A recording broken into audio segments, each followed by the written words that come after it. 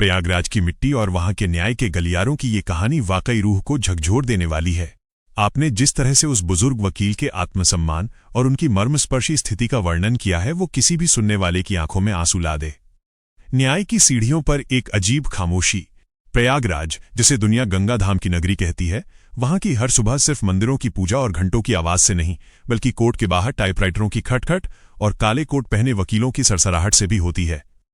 15 नवंबर 2024, सर्दी की ठंडी हवा फिजाओं में घुल चुकी थी। आरव पुल के पास स्थित जिला एवं सत्र न्यायालय का परिसर अपनी रोजाना की रफ्तार पकड़ रहा था। चाय की झोपड़ियों में कुल्हड़ का धुआं उठ रहा था और वकीलों के चेहरों पर उम्मीद और निराशा का मिला जुला भाव था। इसी भारी भीड़भाड़ और शोरगुल के बीच गेट नंबर 2 के पास स्थित हनुमान मंदिर की सीढ़ियों के एक कोने में एक अजीब सी खामोशी पसरी थी। वहां एक बूढ़ा शख्स बैठा था। उसके शरीर पर एक फटा पुराना मैला कुचैला कुर्ता था, जिसका असली रंग अब वक्त की धूल में खो चुका था। उसकी धोती जगह जगह से फटी हुई थी और नंगे पैरों की बिवाइयां फटी थीं। बाल उलझे हुए और दाढ़ी बेतरतीब बढ़ी हुई थी, जैसे सालों से किसी ने उसे संवारा न हो। उसके सामने एक एल्यूमिनियम का पिचका हुआ कटोरा रखा था, जिसमें अक्सर सूखे फूल या कोई एक आध सिक्का पड़ा रहता था। वहां से गुजरने वाले सैकड़ों लोग उसे देखते, पर कोई उसे असल में देखता नहीं था। नए वकील उसे बाबा कहकर पुकारते, तो पुराने मुंशी उसे मानसिक रूप से विक्षिप्त समझकर हिकारत भरी नजरों से देखते हुए आगे बढ़ जाते। पुलिस वाले भी उसे वहां से हटाते नहीं थे, क्योंकि वो न तो किसी से भीख मांगता था और न ही किसी को परेशान करता था। वो बस वहां मौजूद रहता था, कचहरी के किसी पुराने टूटे हुए फर्नीचर की तरह। लेकिन अगर कोई गौर से देखता तो पाता कि उस बूढ़े की आंखों में भिक्षा की याचना नहीं थी। उसकी निगाहें हर सुबह ठीक 10:30 बजे आने वाली कोर्ट की गाड़ियों को एक अलग ही गरिमा के साथ निहारती थीं। आप रोज यहां क्यों बैठते हैं? एक दिन एक जज ने पास से गुजरते हुए ठिठक कर पूछा। बूढ़े ने सिर उठाया। उसकी आवाज फटी हुई और लड़खड़ाई हुई थी, जैसे सालों से उसने किसी से लंबी बात न की हो। उसने कहा, जी माय लॉर्ड, माय लॉर्ड। ये शब्द उसने इतनी सहजता और अधिकार के साथ बोला, जैसे वो कल ही किसी केस की बहस करके कोर्टरूम से निकला हो। एक आम भिखारी साहब, मालिक या जज साहब कहता है, लेकिन माय लॉर्ड का वो सटीक उच्चारण और लहजा बता रहा था कि ये शब्द उसकी रूह और जुबान पर रटा हुआ है। उसकी गरीबी और फटे कपड़ों के पीछे एक ऐसा अतीत छिपा था जिसने पूरे न्यायालय को हिलाकर रख दिया। प्रयागराज की उस न्याय भूमि पर घटित ये मार्मिक प्रसंग, जहां एक पिता का मोह और एक वकील का सम्मान आपस में टकरा गए। जस्टिस विक्रम सिंह अपनी कुर्सी से खड़े हो गए। ये प्रोटोकॉल के खिलाफ था, लेकिन वो खुद को रोक नहीं पाए। एक अजीब सी कशिश उन्हें उस बूढ़े की ओर खींच रही थी। आपका नाम क्या है? जज ने पूछा। बूढ़े ने एक पल के लिए आंखें बंद की। उसके चेहरे पर पीड़ा की एक लहर दौड़ गई। फिर उसने अपनी पुरानी फटी हुई जैकेट की अंदरूनी जेब में हाथ डाला। उसका हाथ कांप रहा और लड़खड़ा रहा था। उसने एक प्लास्टिक की थैली निकाली जो फटी हुई थी और मैली हो चुकी थी। उसमें से उसने एक घिसा हुआ पहचान पत्र और एक पुराना पीला पड़ चुका कागज निकाला। उसने वो कागज पेशकार को नहीं, सीधे जज की तरफ बढ़ाया। पेशकार ने लेकर जज को दिया। जज ने जैसे ही उस कार्ड पर नजर डाली, उनकी आंखें फैल गईं। वो bar council of Uttar Pradesh का पहचान पत्र था। जारी करने की तारीख वर्ष 1981 थी। नाम लिखा था एडवोकेट हरिराम उपाध्याय, और साथ में थी एक पुरानी अखबार की कटिंग जिस पर हेडलाइन थी कि प्रसिद्ध अधिवक्ता हरिराम उपाध्याय ने गरीब किसान को दिलाया ऐतिहासिक न्याय। जस्टिस विक्रम सिंह सन्न रह गए। उन्होंने उस कार्ड को देखा, फिर उस बूढ़े को। Senior advocate Hariram Upadhyay, civil bar association के पूर्व सचिव। विक्रम सिंह की आवाज में अविश्वास था। वो नाम उन्होंने अपने वकालत के शुरुआती दिनों में बहुत सुना था। वो एक लीजेंड थे। हरिराम जी ने अपनी नजरें झुका लीं। वो अब मर चुका है माय लॉर्ड। अब जो आपके सामने खड़ा है वो सिर्फ एक मुजरिम का पिता है। कोर्टरूम में मौजूद वरिष्ठ वकील, जो अब तक खामोश थे, अपनी सीटों से खड़े हो गए। उनमें से एक बुजुर्ग वकील पंडित रामेश्वर दयाल आगे आए और अपना चश्मा ठीक करते हुए बोले, हरि भाई, क्या ये तुम हो? हमें तो लगा था कि तुम। हरिराम जी की आंखों से आंसू बह निकले। उन्होंने जज की तरफ देखा और कहा, माय लॉर्ड, क्या मुझे 2 मिनट बैठने की इजाजत मिलेगी? मेरे पैर अब दलीलों का बोझ नहीं उठा पाते। जज ने तुरंत कुर्सी मंगवाई। प्लीज आप बैठिए। पानी मंगवाया गया। कोर्ट का सन्नाटा अब गहरी सहानुभूति में बदल चुका था। उसके बाद जो कहानी सामने आई, उसने वहां मौजूद हर पत्थर दिल इंसान को पिघला दिया। हरिराम उपाध्याय ने अपनी कांपती आवाज में बोलना शुरू किया। साल 2012 तक मैं इसी कचहरी का हिस्सा था। मेरा एक बेटा था मोहित। मैंने उसे अपनी जिंदगी की सारी कमाई लगाकर पढ़ाया, उसे MBA करवाया। वो रियल एस्टेट के बिजनेस में उतरा था। हरिराम जी की आंखों से गिरते आंसू उनकी सफेद दाढ़ी में जज्ब हो रहे थे। पूरा कोर्टरूम इस विश्वासघात की दास्तां सुनकर स्तब्ध था। मेरे नाम और मेरी इज्जत के दम पर उसने काशी ग्रीस हाउसिंग प्रोजेक्ट शुरू किया। वो जल्दी अमीर बनना चाहता था। उसने प्रोजेक्ट के नाम पर सैकड़ों लोगों से एडवांस पैसे लिए, लेकिन जिस जमीन पर वो प्रोजेक्ट बना रहा था वो विवादित थी। हरिराम जी एक पल के लिए रुके, पानी का घूंट भरा और फिर बोले, जब मामला बिगड़ने लगा और पुलिस जांच शुरू हुई तो मोहित फंसने लगा। उसने एक चाल चली थी। कंपनी के सारे कानूनी दस्तावेज और पावर ऑफ अटॉर्नी उसने मेरे नाम पर बनवा रखे थे। उसका कहना था कि उसका सिविल स्कोर खराब है और मेरा नाम बाजार में चलता है, इसलिए मेरे नाम से काम आसान होगा। मुझे अपने बेटे पर भरोसा था, इसलिए मैंने कभी कागजों की जांच नहीं की। उस काली रात को याद करते हुए हरिराम जी की आवाज भर गई। उस रात मोहित मेरे पैरों में गिरकर रोने लगा। उसने कहा कि पापा, मुझे जेल जाने से डर लगता है। मेरी नई शादी हुई है, मेरा करियर खत्म हो जाएगा। आप बुजुर्ग हैं, कानून आपके साथ नरमी बरतेगा। मैं वादा करता हूं मैं सब ठीक कर दूंगा। बस एक बार ये इल्जाम अपने सिर ले लीजिए। मैं बाहर रहकर सब संभाल लूंगा और आपको जल्द ही जमानत पर बाहर निकाल लूंगा। मैं एक वकील था, माय लॉर्ड। मैं जानता था कि भारतीय दंड संहिता की धारा 420 यानी धोखाधड़ी और धारा 406 यानी अमानत में खयानत के तहत मुझे क्या सजा हो सकती है।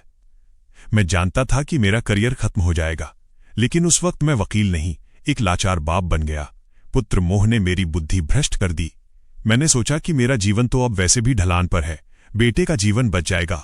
मैंने कोर्ट में कबूल कर लिया कि सारी गलती मेरी थी। बेटे को बचाने के लिए मैंने अपनी वकालत, अपनी इज्जत, अपनी काली कोट सब कुर्बान कर दी। हरिराम जी को 5 साल की सजा हुई। वे नैनी सेंट्रल जेल भेजे गए। उनकी सारी संपत्ति कुर्क कर ली गई ताकि निवेशकों का पैसा चुकाया जा सके। लेकिन असली सजा जेल नहीं थी माय लॉर्ड। सजा वो थी जो मुझे रिहाई के बाद मिली।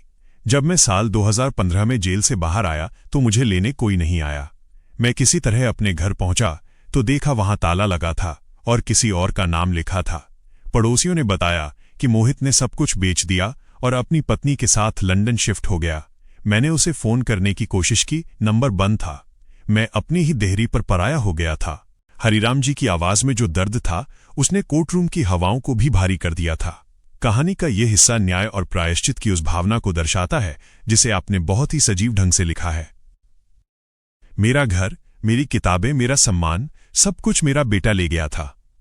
पिछले 7 सालों से मैं इसी कोर्ट के बाहर बैठा हूं, उसी मंदिर के पास, इस उम्मीद में नहीं कि मेरा बेटा वापस आएगा, बल्कि इस उम्मीद में कि शायद कानून अपनी गलती सुधारेगा या शायद मौत मुझे रिहा कर दे। मैं रोज यहां वकीलों को आते जाते देखता हूं और अपनी जवानी के दिन याद करता हूं। पूरा कोर्टरूम निशब्द था। Pin drop silence. कई लोगों की आंखों में आंसू थे। जज साहब की आंखें भी नम थीं। उन्होंने अपनी डायरी बंद की और एक गहरी सांस ली। एडवोकेट हरिराम जी, जज विक्रम सिंह ने कहा, कानून अंधा होता है, ये सुना था, लेकिन आज देख लिया कि कभी कभी हम इंसान भी अंधे हो जाते हैं। आपने एक पिता होने का फर्ज निभाया, लेकिन आपके बेटे ने इंसानियत की हत्या की है। आपने कानून का सम्मान किया, लेकिन कानून आपके साथ न्याय करने में चूक गया। जस्टिस विक्रम सिंह ने तुरंत प्रभाव से दंड प्रक्रिया संहिता की धारा 319 के तहत अतिरिक्त अभियुक्त को समन करने की शक्ति और अपनी स्वतः संज्ञान शक्तियों का प्रयोग करते हुए उस पुराने केस को फिर से खोलने का आदेश दिया। मैं विक्रम सिंह, जिला सत्र न्यायाधीश, आज ये आदेश देता हूं कि इस मामले की फिर से निष्पक्ष जांच हो। प्रयागराज के वरिष्ठ पुलिस अधीक्षक को निर्देश दिया जाता है कि वो तत्काल एक विशेष जांच दल गठित करें।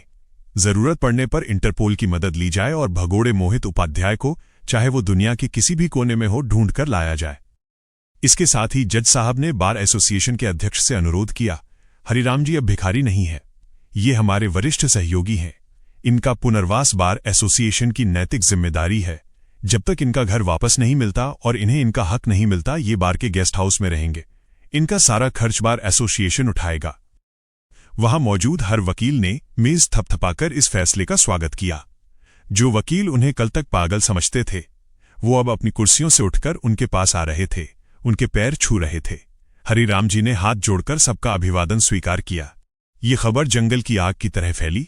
अगले दिन के अखबारों में ये कहानी प्रमुखता से छपी। हेडलाइन थी, बाप बना ढाल, बेटा निकला कपूत, जज ने किया न्याय का प्रायश्चित। सोशल मीडिया पर मुहिम चल पड़ी। प्रशासन पर दबाव बढ़ा और पुलिस ने अभूतपूर्व तेजी दिखाई। विशेष जांच दल ने पुराने दस्तावेजों को खंगाला और साइबर सेल की मदद ली गई। जांच में पता चला कि मोहित लंदन में नहीं बल्कि नाम बदलकर दुबई में रह रहा था। वहां वो एक कंस्ट्रक्शन कंपनी में काम कर रहा था और विलासिता का जीवन जी रहा था। भारतीय दूतावास और प्रत्यार्पण संधि के तहत कानूनी कार्यवाही शुरू हुई। कूटनीतिक दबाव और पुख्ता सबूतों के आधार पर 3 महीने के भीतर मोहित को गिरफ्तार कर भारत लाया गया। तारीख थी 13 मार्च 2022। वही कोर्टरूम नंबर 4, वही जज विक्रम सिंह, लेकिन इस बार नजारा पूरी तरह बदल चुका था।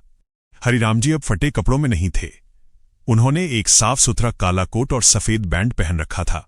बार एसोसिएशन ने सम्मानपूर्वक उनका लाइसेंस रिन्यू करवा दिया था। उनके चेहरे पर अब लाचारी नहीं बल्कि एक गंभीर शांति थी। कटघरे में उनका बेटा मोहित खड़ा था। वो रईस ज्यादा नहीं लग रहा था।